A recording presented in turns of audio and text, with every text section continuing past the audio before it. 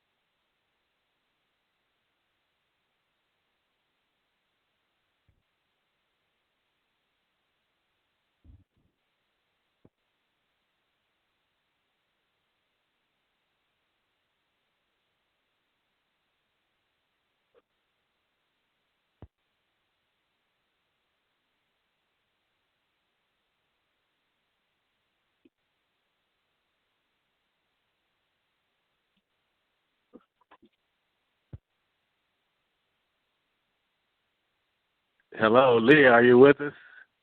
Yes, I am, Lamont. Oh, Greetings, wow. and thank you for inviting me today. Oh, thank you for joining us. I don't know what was going on to the switchboard right then and there. I don't know. Sometimes it is real crazy. But anyway, I got you. You with us, and you are here. I am, and I'm exactly where I need to be right now in this moment of time. That's wonderful, Leah. Just give me a moment. Let me introduce you. Today we have Mrs. Le'a Stroud. She's the founder and creator of CrystalClear Spiritual Blueprint, a personal life retreat. And she has over 40 years as a psychic empathy, which is rare as most psychics are not empaths.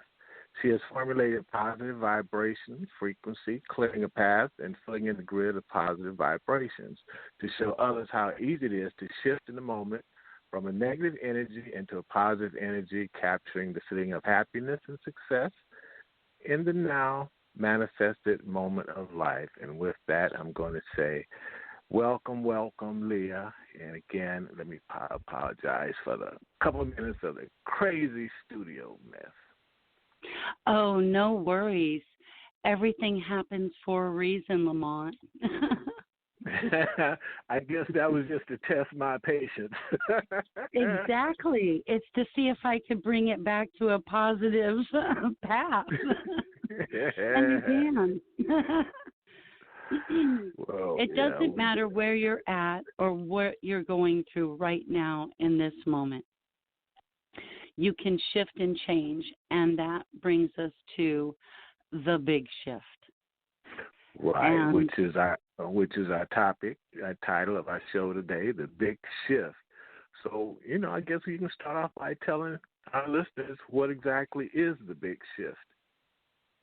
well, the big shift is the right here, right now decision that you want to feel better. No matter what you're going through right now, you simply want to feel better. Some might be going through a life crisis, such as the loss of a spouse or a loved one. Some might be going through the loss of a job or an income, a car. Some might be facing cancer. Some might be facing surgery. Some might be facing life from a new perspective at a different age. As the older we get, we are faced with different circumstances. And when we're in the throes of those circumstances at that time, we aren't soothing ourselves. We're frantically going through life in response to the actions that are taking place. I call those gentle fractures. And it's through those gentle fractures that we can shift our vibration to a more gentle vibration, taking it in small increments. Sometimes not at all, just soothing ourselves through the moment, through that vibrational density. And I believe that when we are flying higher on a higher disk of vibrational frequency, that's when our health is more vibrant, or everything's just flowing easily to us. Mm-hmm. Well, how would one go about shifting and fine-tuning their own personal vibration? Or is this something that everybody has and they don't know that they have it? That's a great question, and it's true. Everybody has it, and they don't know how to use it. That's the key question right there. I have it, and I know how to use it. You have it, and are now becoming aware to it. And here's where you start. You ready? Ready. You start with the decalcification of your pineal gland. The moment you decide to decalcify your pineal gland is the moment you begin your massive shift and your major awakening in this right now moment. Okay, well, break that down a little bit more for us, Leah. The pineal gland, because a lot of people, I'm sure, don't know what that is. Okay, it's your third eye. As everybody has heard, there's a third eye. Well, it's actually a little gland inside the center of your brain that looks like an eye. It's an inward eye though. It's not facing outward. It's facing inward. And this little pineal gland that has optical nerves to it can see within to your soul. It has its own rods and cones, Lamont. This eye is a feeling eye, and it's what disperses, ready for this, your happy, flowing, vibrational frequency into your body through chemicals such as serotonins and melatonins and even stardust, because within the liquid of that gland there sits stardust. And a lot of people don't know they carry stardust within their own molecular structure. Isn't that amazing? It's amazing that a lot of people don't even know that they have that gland you're speaking of.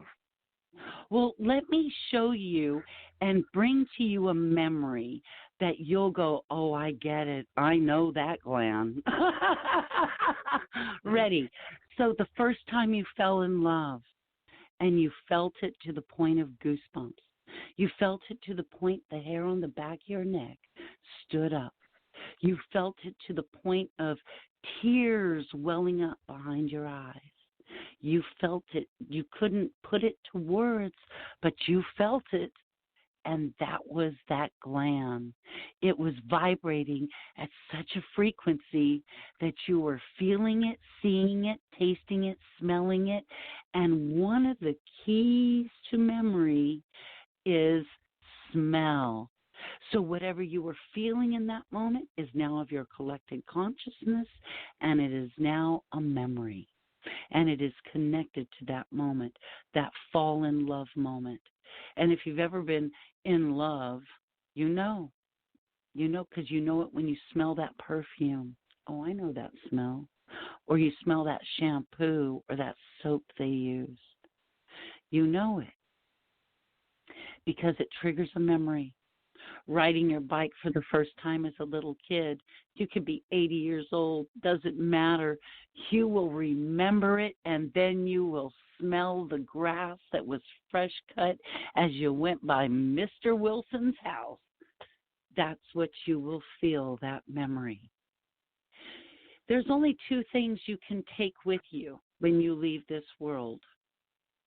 Your memories, your conscious, subconscious, collective conscious, those beautiful little memories that you've collected, and then the feeling that goes along with each one. That's what you take. You're here, and the purpose for being here is to experience here, right now. That's why they don't tell you when you get here how much time you have in your time bank. And they want you to learn. And they want you to learn on your own with your own feelings and your own frequencies, learning your own habits, your good ones and your bad ones, sorting and sifting through the ones you like and don't like, bringing you right now to this moment, to this conversation, to this station, and hearing it, feeling it, letting it resonate with you. It's a frequency. Are you feeling it?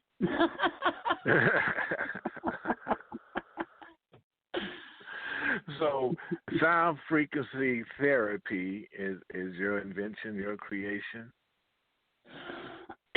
Thank you for asking that. I don't think so, but I would like to say I created the aqua sound vibration therapy. Yes, that is my own creation, and that's bringing the outer you, your physical, molecular, here now structure, your vessel, together with your inner being so you can feel, taste, and smell again. Because a lot of people are so disconnected, they just can't feel it. They try to feel it. They even try to feel it through a whiskey to burn their tongue, to burn their throat so they can feel again. or they try it through sex so they can feel that emotional connection, or they go to church so they can feel that spiritual connection, anything to feel connected and jacked into something. Get it? Yeah.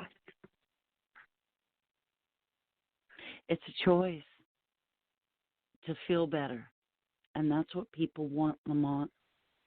They don't want to be told, oh, here, take a Xanax and you'll feel better, because that's the easy way. I didn't say this was going to be easy. I just said it was going to make you feel better. And when you tune into the sound vibration therapy, which I can do with you one-on-one, but a lot of people don't understand what sound vibration therapy is. And sound vibration therapy is no talking. You don't need talking. It's a frequency. It's a sound. It's just music, or it's a bowl bath, a sound bowl bath, or it's waves. But it's done at a pitched frequency that's going to resonate with you. I'm so glad you are explaining that, because you're absolutely right. A lot of people don't know what it is. Don't even know how to begin to seek it. I mean, you have to kind of know about something to kind of look for it. So, exactly. Exactly. So I didn't mean to interrupt you, but continue. Let our listeners know more about what sound vibration therapy is, because we're absolutely right. You know, there's a lot of people that don't know what it is because they never heard of it. Well, I like to explain to people when I walk on a stage and I'm looking out at an audience, and I ask them two things. Do you know where you are? And do you know where you want to be?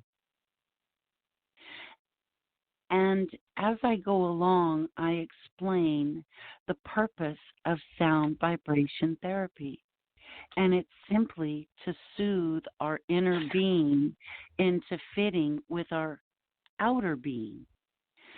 Have you ever felt like you woke up one morning and if you could, you would just unzip your body and you would walk right on out of it? Have you ever had a moment like that? Yeah? Yep. Right. Mm-hmm. And that's your inner being saying, you know what, Jacko, I'm done with you.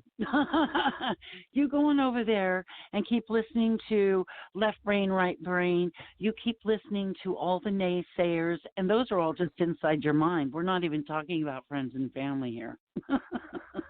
We're just talking about all those thoughts that are telling you you're not good enough, you'll never get it, you'll never be good enough, you'll never be sexy enough, smart enough, your hair will never look full enough, you'll never get this part, you'll never get that girl, you'll never get that car, you'll never, ever, ever, ever. But then there's another voice that tells you, hey, over here, yeah, you will. Stop listening to that voice. And this is how you know I'm real and I'm right and I'm accurate, this voice says. I'm always going to tell you the truth. And the truth is, in your life, you're the best. You're the greatest. Because in your life, it's your life. So all those things everybody else is telling you you can't have or you can't do, stop listening to them. It's not their life. It's yours. You want to be president? Work for it. Achieve it. You'll receive it.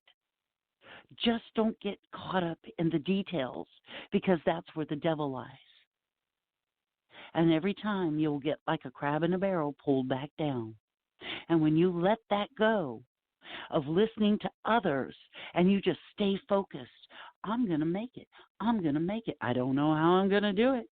I'm just going to do it, to quote the words of Cat Williams. And many a times, if you just listen to that voice, I don't know how, I'm just going to do it. You will get it done. And it doesn't matter.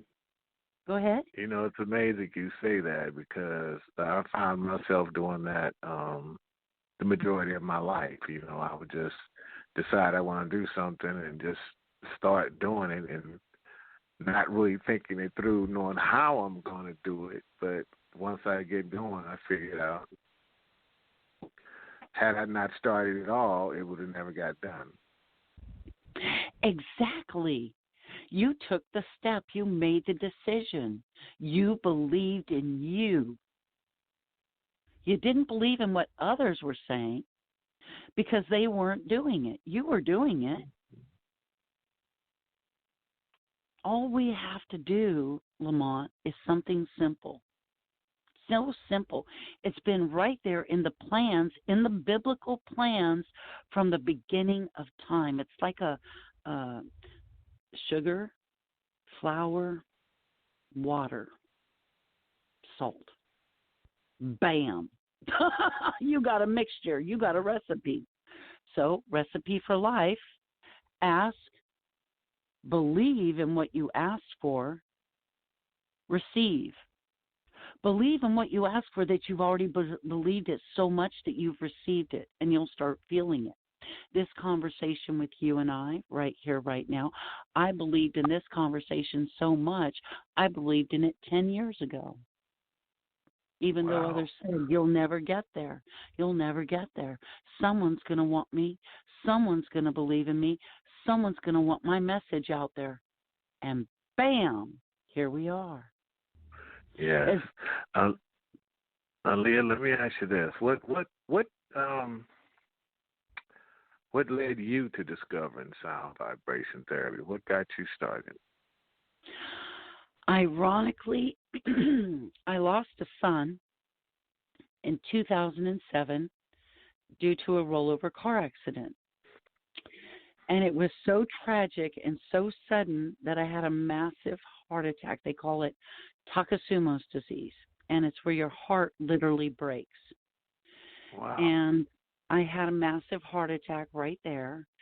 And so let me just put it to you like this. My youngest son was in the middle in a little Chevy truck, and my 17-year-old was driving, and my youngest son, who was in the middle, his best friend was sitting at the window side in the window seat. So my youngest son was the only survivor from all of this tragic accident.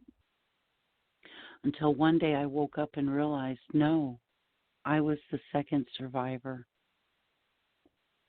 And everybody else are the ones that survived to witness what we were going through. I chose a path of enlightenment, and my youngest son chose a path of self-destruction, believing he was now invincible. He had what is called a hangman's break in 3 places in his neck. His back was broken in 2 places. His pelvis was broken in 2 places. His ribs were crushed, and his lungs were so bruised, badly bruised, that they would not inflate on their own. At first, they didn't give us the good news, and that was he could possibly make it, until they found that he also had 4 hematomas. So at that point, they didn't know where we were at. He was in a medically induced coma to make sure that they could get all of his extensive injuries out of the way and under control. That was the first night. The first night I had a massive heart attack as well. So now you have my youngest son in the surgical ICU unit on the 9th floor, and then you have me in the cardiac intensive care unit, and then you have my son, my 17-year-old, in the morgue. So these 3 floors with my family.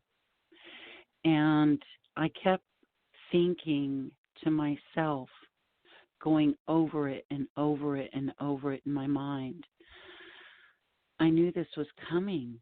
I saw it. I had the vision for it the Sunday night before, but I still wasn't emotionally prepared for it. You're never prepared for that kind of devastation or loss. However, you can soothe yourself by saying, shh, it's not that it's not real. You don't have to ever tell yourself that, but you can just say all is well, all is as it should be, and soothe yourself in that moment to a calming place. Not to understand it, not to accept it, but to get to a moment where you can breathe and just get through it. So what brought me to sound vibration therapy is obviously you could hear the devastation that I suffered. And it seemed like for 12 years I just kept suffering all this devastation. And then I woke up in 2015 and realized I could change. I could change everything. And I did. I started changing through research and more research on vibrational frequencies. You see, back in 2009, I went on a cruise and I turned the camera around. This was back when selfies were first coming out. And I took a picture of myself on the balcony of my stateroom. Nothing behind me but the ocean. And it was pitch black as it was nighttime. And I captured my son who had passed on. I have the picture. It's on my Facebook page. I can send it, whatever. If you have questions, contact me. And this picture of him behind me, I knew exactly who it was because his red hair came shining through. And it was like, wow, this moment of we are all made of a frequency. And I saw the aspects of these frequencies, and it led me on this journey, this path, to how could I restore the frequency. It's not that we restore it. It's not that they're ever gone. It's that through frequency, we can rechannel and re-guide our life to that feel-good, positive frequency, so we never look at again as that loss as a tragic loss. We look at it as a lesson and how to retune our life. So how did I come to know this? Through loss and devastation in my own life, whether it was financial loss, marital loss, illness through cancer, whatever it was that I was going through, I was able to retune and rechannel my vibrational frequency to a higher frequency. And I suggest for everybody to go to YouTube, look up Tesla's 936, the vibrational frequency for self-healing, 532 and 528 and 432. Those are the frequencies of healing, finances, healing physical, healing mind, healing addiction. That's just your 936. Let's move over to the 532. That's all about love. You want love? You want to feel love? You go to the 532. It's going to call right to you. You go to the 428 and the 432s, and you'll be healing your, again, finances and inner being, soothing yourself. These are all there listed. It tells you what each frequency does. It tells you right there on the platform. But a lot of people aren't aware of this. And Leah, question really quickly. When you speak of Tesla, I know you're not talking about the car manufacturer. No, I'm talking about Tesla's healing frequency. See, no, I'm not talking about the car manufacturer. I'm talking about actually. I wanted you to clear that up for people because like, what does that got to do with the guy that's making the Tesla automobiles? So right, that's Elon Musk. I'm talking about actual Nikola Tesla. And he was all about the frequencies and how to channel yourself and bring yourself to a higher self-log. I always mispronounce this word, self-logio or self-logy. I get tongue-tied on it. Self-agio. And there we go, self-agio. That's what I have a great staff for. Oh. But no, Nikola Tesla was all about the frequency. And yes, did he go all into the solar stuff? Yes. Did he go into harnessing energy? But here's what we know about energy. Energy can never be destroyed. It can only be gathered and dispersed. And what are you doing every day? Gathering and dispersing, gathering and dispersing. If you're having a good day, you're gathering positive energy. If you're having a bad day, you're obviously gathering bad energy. So as soon as you start feeling bad, you start feeling sad, you start feeling achy pain, whether it's cold, no matter what it is, you need to stop. Stop it right there in its tracks. Stop that negative momentum. Drop those negative thoughts. I'm getting a cold. I'm coming down with the flu. I'm feeling aches. Drop it. Shift it. And roll right into that positive, feel good, right now frequency that you feel amazing, you feel love, you're worthy of great health, you're worthy of great wealth, you're worthy of a great healed mind, you're worthy of, and just keep telling yourself this and soothe yourself naturally. You won't know illness because your body will turn away from it. It's going to take time. I didn't say it wouldn't take time, but that brings me to another thing. And with all of this vibrational frequency that you're going through day in and day out, think about this. How much time are you really truly investing in you yourself? That's a good question. That's a good question for everybody to pose to themselves, because so many of us give so many hours to everything else during the course of a day instead of ourselves. You know, we always got something else to do. We got to do this. We got to do that. And I'm going to do this later, but I'm going to do this. But we all only get 24 hours in the day, and it seems like a lot of people end up giving 20 of those to everything and everybody else. Exactly. They do. And at the end of the day, they feel bad for it. At the end of the day, they feel sick. They feel tired. They feel depleted emotionally, spiritually. And so I pose this question to everybody. You know how much you have in your bank account. You know how much you have in your savings or your 401k or even your pocket or your mattress bank. But you don't know how much you have in your life bank. No one does. And how much are you investing in your time while you're here, in learning about you, in learning your likes and dislikes, in loving yourself more? Here's one for you. It says in the Bible, now correct me if I'm wrong, and it says it in most Bibles because they want you to give money. They've turned the flip the switch. So I'm going to really give you some food for thought here. It says to take 10% of your earnings and give it to your temple or your church, to that spiritual place in which you dwell, correct? Mm-hmm. Well, doesn't it also say that your body is a temple? Your body is your church in which your spiritual being resides? That's what I was told. Well, if it says that straight from the book to everybody and they all know it, then here's one for the record books. Take that 10% and sock it away and take care of yourself. Take yourself to a retreat, whether it's mine or someone else's.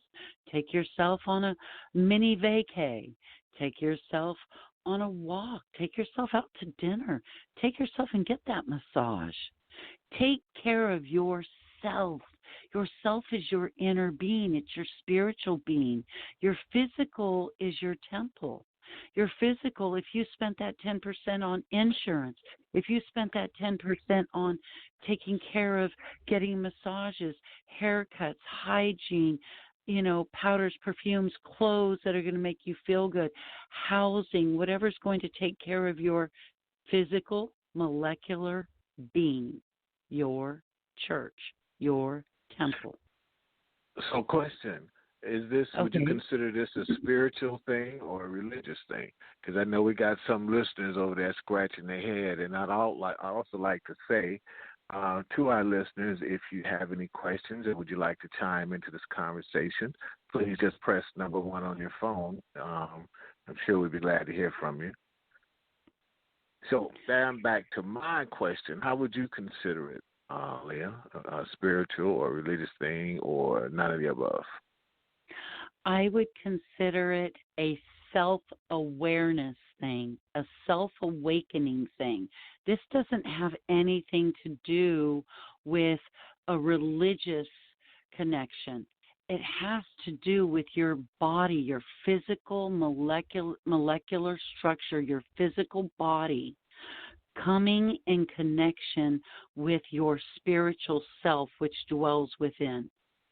Because we have become so numb through medication, through alcohol, through preservation, through our job. We've become numb through sex. We've become numb through violence.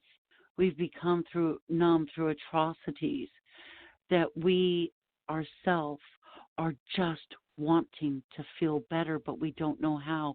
We go to church, we raise our hands, we stomp our feet, and we sing the songs, hallelujah. But at the end of the day, when we go home, that minister's not at our TV with us watching CSI. And we're starting to relate more to the CSI than we do with the church. So it's not a church thing. It's not a church thing. It's a self thing. It's a self-awareness thing. It's a I matter thing. It's not a I'm selfish. It's a I'm self-aware of what I'm putting out is what I will be receiving.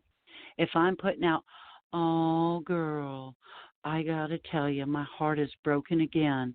I caught him cheating, and the more I keep talking about that story, the more I keep dwelling in that negative energy, the more that comes out. He was not just cheating. Now I find out he's cheating with my sister. So you see all these negative things pop up, but then in the process, you leave that negative situation no matter what it is, whether it's he's cheating or my job is going to replace me or my church is closing, or no matter what it is you're going through. If you want to make it about religion, then that's up to you. If you want to continue on the path you're on because you're happy with your path, then my goodness, sort it, sift it, enjoy it. Sort it, sift it, but enjoy it. And try not to make others feel bad because they're not on the same path you are, drinking from the same Kool-Aid spout. Don't make others feel bad because they're not of the same religion, the same belief, the same understanding. We all grow at different paces. This isn't a religious thing. It's not a spiritual thing. It's a self-awareness thing. Am I putting out positive energy? Am I beating up the politicians on Facebook and Instagram and Twitter? And am I calling them names? Am I being unrighteous in my words and leading others down a negative path? Or am I being righteous in my words and saying, hey, you can do it. You can get there. You just got to stay focused on the prize. You just got to stay focused on within, because all the positive answers are inside you. It's like writing the story of your life. That's what we're doing every day. When we wake up, we're now starting a new chapter, new day, day 1, day 2, whatever it is that we're doing. We're just living our life in motion. And it's what we choose to do and observe in our life and acknowledge. If we choose to make it religion and choose to say I'm a godly woman and I'm going to separate myself because God is over there on a shelf and I'm over here and I'm not worthy to be on the same understanding that God is inside me. God is inside me to have this experience. God lives through me, and he says he does through the Holy Spirit. He dwells within me. Are those words not in the Holy Bible? I mean, because last I checked, they were. The Holy Spirit dwells within. So we should be about feeling better. And when you're feeling better, you're not thinking about murdering people. When you're feeling better, you're not thinking about raping or harming people. When you're feeling better, you're not thinking about stealing. You're just feeling better, and you're thinking about, wow, that feels good. And you're not even thinking about, wow, that feels good anymore. You're just experiencing the feel good. So is it religious? It's just unfortunate. It's just so much negativity in society today. Because every time you look at the news or turn on the TV, you hearing or seeing something that's negative. You see more of that than you see positive things. And even in business, they'll tell you the negative business sell faster than the positive stories. So it's almost like they're perpetrating negativity. Perpetuating negativity. 100%, you're accurate. My son and I call that foreshadowing. And it's done everywhere, from in the media. It's done all over TV. It's done from the clothes you wear to everything. Just to give you a little glimpse, a lot of people think it's cool to wear your pants sagging down below your butt. And real guys, we know where that came from, Leah. Us real guys know where that came from, and there's nothing cool about it. If you're a straight guy anyway. If you're a straight guy anyway. Especially if you're a straight guy. You're advertising, baby. You know what you're advertising there. And it comes down to, we're all advertising, but what are we advertising? I'm advertising positive frequency and the feel better and the right now, right here moment of life. No matter what you're going through, I can tell you how to get through it, because it's all about you. Your life starts on this date and it's going to end on another. Leah, answer this one for me. I don't want to jump in here again, but let me go back. I want to go back to something, and before I forget it, seniors forget stuff real quick. You had mentioned earlier that you went through some traumatic experiences, tragedies in your life. And so my question to you is, for somebody else that hasn't really experienced some of the things that you have brought you to where you are today, how do they get to where you are today if they haven't experienced some of those things? Or is it necessary for them to have some really bad experiences to bring them that? Is that part of it? I love this question. I actually had a client this morning that I was talking to about this very subject. Okay, so you're going through life and then all of a sudden tragedy pops up. Did you call that to you? Well, you thought about it at some point in your life. We all do. We think about, oh my gosh, I can't imagine that happening. Oh my gosh, I just can't imagine. Well, guess what? You put yourself on the path to now experience it. The more you dwell on you can't imagine it, the universe doesn't understand can't imagine it. They only understand the feeling that you're vibrating out. And the vibration that you're putting out there is fear. So it's going to mirror back to you the fear, giving you something to be fearful of. Could it be in the form of a tragedy or an illness? Yes. Yes, it could. That's why I say keep your thoughts positive. It's hard to stay in that thought process, but keep your thoughts as positive as you can. As if you go negative, clean it up as fast as you can. And say, I like to say, sweeping that thought out the door. It didn't serve me any purpose, so I don't need it no more. And I just let it go. I let it go. And when we're faced with something so tragic, and you're going through it, not me, somebody else is going through it, how do they get through it right now? They stop. They stop and they shut everything out. If you can just take a few minutes. 17 seconds is where I would start it. You hear me say it all the time. Start with 17 seconds. Get away from everybody. Tell whoever's around you, get everybody away from me. I've got to go. And go to the bathroom, because most people don't bother you in a bathroom. And whether if you're in a public building, sit in the stall. If you're in a restaurant, go to a bathroom. Get where you can shrink it. If it's that large, get where it's quiet and you can shrink it. And you don't have to accept anything. All you have to do is go within, and I say light a candle within you. Just picture a candle in your mind. It's just a candle. It's not going to hurt you. It means nothing. It's just a candle. And light the flame. Now the flame is lit. Focus on the flame. So there could be murder and mayhem going on all around you. And you're now so focused on the inside that you can't even hear that mayhem. You can't see it. You can't feel it. You can't smell it until you get pulled out of where you're at. That's why I say go someplace where you can shrink it. And all you have to do is stay focused on that flame. You don't have to think about anything else, just that flame. And as long as you can hold that flame in thought, nothing else matters. When you're ready to come out and deal with what is going on around you, because you went inside yourself, you sought solitude, and that is where you received the answer for the next step. For the next step.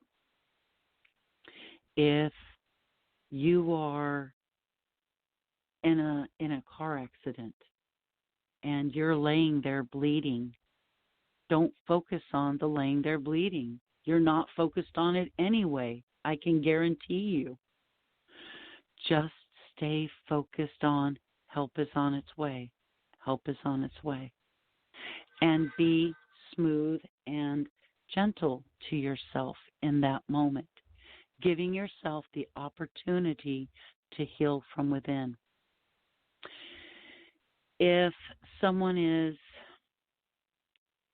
faced with, not everyone has gone through the tragedies I've gone through, you're right, but let's say you're faced with, you're in jail now, and you're faced with being locked behind bars. Those bars are only there because your physical eye sees them. Get out of your physical and go into your inner being and see yourself walking free. See the bars just falling away. See the bars going and just dissipating into thin air.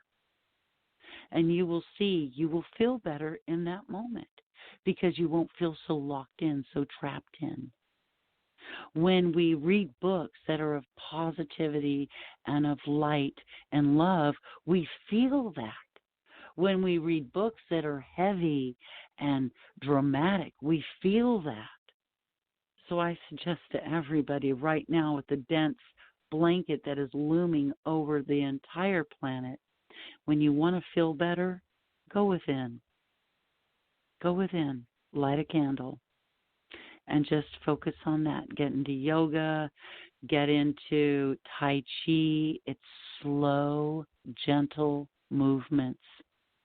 You notice I say slow it all down, shrink it all down. Slow, gentle movements, loving yourself through this moment of crisis, loving yourself through this moment of grief. It's really kind of funny because I had started, Lamont, this journey so long ago, and in 2016, when I was diagnosed with cancer, I was diagnosed with thyroid cancer, and this is no lie. When the doctors, there was quite a few of them in the room, and they came in and they were explaining to me that I had lost an enormous amount of weight due to the cancer.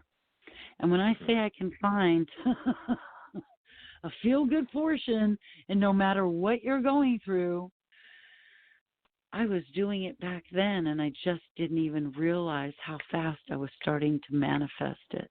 And I said to them when they said, "Do you have any questions?" I said, so what you're saying is I lost 100 pounds due to the cancer, and I look great in a size 18 because of that nasty cancer? They said, yes. Wow. And I said, can I hang on to it? I got about another 30 pounds to shed. And they looked at me like, is she for real? And then they started laughing. They got it. It's a thought process. It's a thought process. It's all in how you're going to take the news. How are you going to take today's news? Someone doesn't love you. Someone doesn't want you. You just gave all your money to the wrong charity or the wrong guy. You just had a traffic accident. You just broke your leg. There's action and there's response. Let your response be to love yourself first through every single moment you're going through. This is your right now life. And the example you're setting is for yourself to feel better, no matter what. Why are the people so quick to tell you when you think about self and try to do something for yourself and love yourself, the first thing they want to call you is selfish? Because they don't understand self-awareness. It's a confusion. They're feeding themselves with gluttony, clothes, outer material things. They don't understand that when you're feeding yourself with positive vibrational therapy and you're feeding yourself with positive feel-good thoughts and you're allowing yourself to experience positive videos, puppy dogs playing, kids laughing, playing, thinking of happier memories, barbecues with friends and closing off one side of the street and the other and having a full block party for the 4th of July. Those are all the feel-good things. We don't want to be aware of that because we as adults have made it to where, grow up. We don't have time for that. We got bills. We got things to take care of. You want to have that car? Get yourself out there and work for it. Yeah, but what if you worked a different way? What if you worked with positive feel-good energy? And the more positive feel-good energy, the more those molecular physical things would just come onto your path. A car came onto my path. And everybody that knows me, I have a car and driver. And everyone that knows me knows I live aboard a yacht. And everyone that knows me personally knows I don't physically work a 9-to-5 and have never held a 9-to-5. But these things I do have to move me from one place to another to enjoy. We have to move from this societal notion that it is somehow a crime to want. It is not a crime. I would call it more of a crime to need. Because when you go to church, it's because you need help. Well, I guess I'm not guilty because I'm always wanting something. But now that you realize that you can get what you want by changing your frequency to away from how do I get that? Exactly. How do you get that? By just feeling better. But how do I feel better? Focusing on feeling better, enjoying the things that feel good to watch, enjoying the things that feel good to do, enjoying the things that feel good to eat. I'm not saying gluttony, because then you're leading down a road of selfishness. Okay? They gave us a great map, but we get so caught up in the religion and the rewrites of the book. And there's many rewrites. And we get Tell so me caught about up that in part, that. the rewrites. There are rewrites of the book. I want to say there's over 2,000 rewrites of one original book. And we won't know the master plan until we get there. That thought process is wrong. The master plan is happening right now. We're living it. And therefore, let's bring it home, the big shift. And the big shift is all about self-awareness. It's okay to want because all those wants go into your vortex of desire. And desire is what you dwell in, or at least you should be dwelling in, of enjoying it. You want to be in a loving relationship? Soak your feelings in that for a while. Soak it up like biscuits and gravy. That means sing yourself all sorts of love songs, silly love songs. I mean, it doesn't matter who's singing the love song, just make it a love song and make it to yourself. And when you do that, you're now feeling it. And when you're feeling it, you're mirroring it and projecting it to the universe. And they're doing the same thing like a giant mirror, holding it up to yourself. And when we are not in that loving relationship, it's because we're not loving ourselves. We're not giving ourselves that tender moment of, hey, it's okay. You're beautiful, man. And that person that you want in your life, they're there. You're just over here looking at that eye candy and that store shop window candy. They always put the good stuff up front. You got to walk into the store, get past the mannequins, get past all those fake things and get to the real feel good of the moment, that moment. I mean, there is nothing like falling in love with self. And you know it because have you ever walked into a church and it just felt so good that, and I say this, you can walk into a church and feel so good it makes you want to weep. It makes you want to just sing at the top of your lungs. And you didn't even go there for anything. It just felt good to be there. And that's self. Because self can feel the vibration of love. Self can feel the vibration of others. And it knows someone's out there seeking them. Like the marble in the pen cage theory. They put a bunch of marbles or pistons or whatever in a tray and they vibrate them. And there's one over here. And the ones that are meant to be on the same vibration start vibrating towards it. They say surround yourself with like-minded people. Surround yourself. That's important. Right? The same goes for love. The Leah, same quickly, goes for love. We're running down to the last couple of minutes of the show, but I want you to talk quickly about your book series, The Law of Attraction.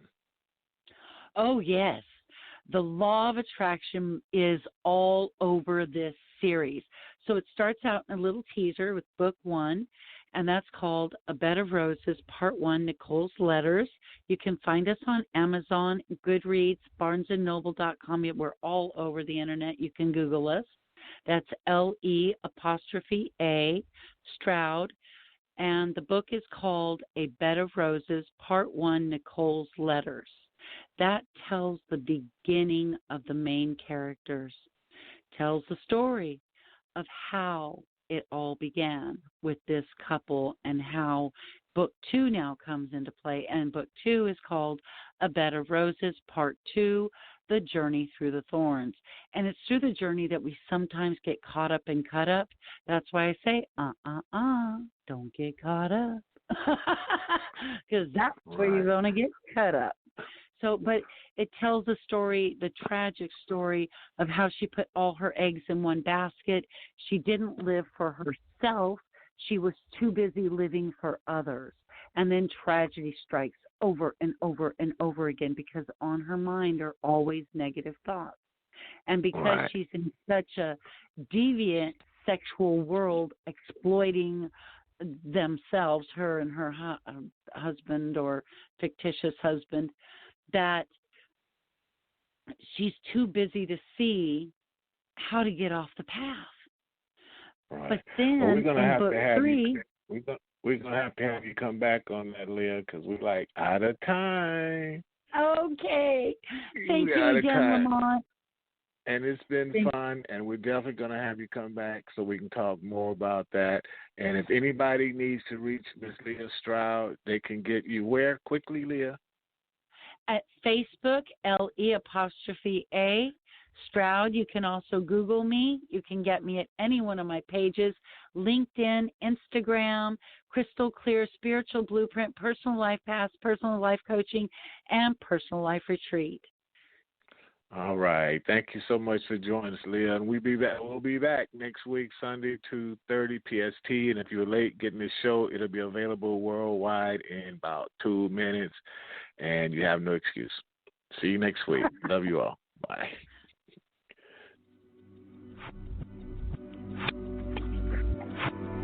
Hey, I'm Savin Gavia, and you are now listening to Can a Player Play live every Sunday at 2:30 p.m. Pacific Standard Time. Make sure you check out these good fellas at